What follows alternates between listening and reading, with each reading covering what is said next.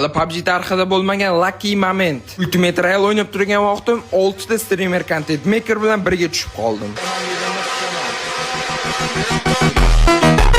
Birinchi komandaning 3 ta streamerlari. Birinchi streamerimiz To'fon akam, ikkinchisi esa Rosco va oxirgisi esa Rez. Endi esa ikkinchi komandaning streamerlariga o'tamiz. Birinchi streamerimiz Lapar Baron, ikkinchisi esa Titi Fayozov, uchinchisi esa Titi Abrorov. To'fon aka bilan nimaga qantirdi? Yaxshimsizlar. Hozirgi nopishi chatdan gapirgan Qo'chqarvoy men edim. Hammamiz rang ko'taryapmiz. Men Magic akkauntida, To'fon akam esa boshqa akkauntida. Rotatsiya kill farm qilamiz deb yurgan paytimizda Lapar Baronni komandasi bilan to'qnashib qoldik. To'g'ri, hozir orqasidan kelib o'tolmadim, lekin meni sherigim ham lo'q igrok emas, prosta Batman.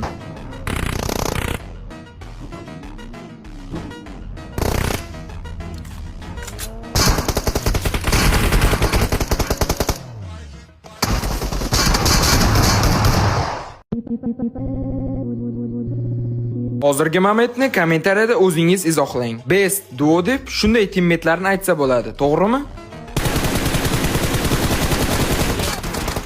Aytdim-da. Pasaydi. Qanday tegmadi?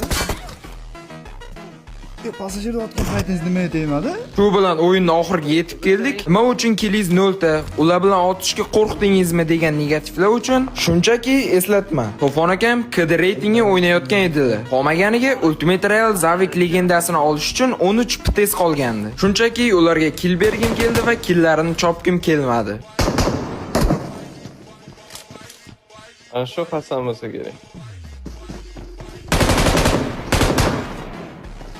Kim bu? Oturaymi? Assalom. Ham ban beradi. O'lib qolgan. Bo'pti aka. Chatlamaylar, rahmat. Shumida to'pdagi akkaunt. Shu bilan To'fon akam Ultimate Royale Zavik legendasini oldilar. Bizning ham sarguzashtlarimiz shu joyida tugadi. Videoni oxirigacha ko'rgan bo'lsangiz, video sizga yoqqan bo'lsa, like va podpiska tugmasini bosishni esdan chiqarmang. 1000 ta bo'lishimizga ozgina qoldi. Hammalarga xayr.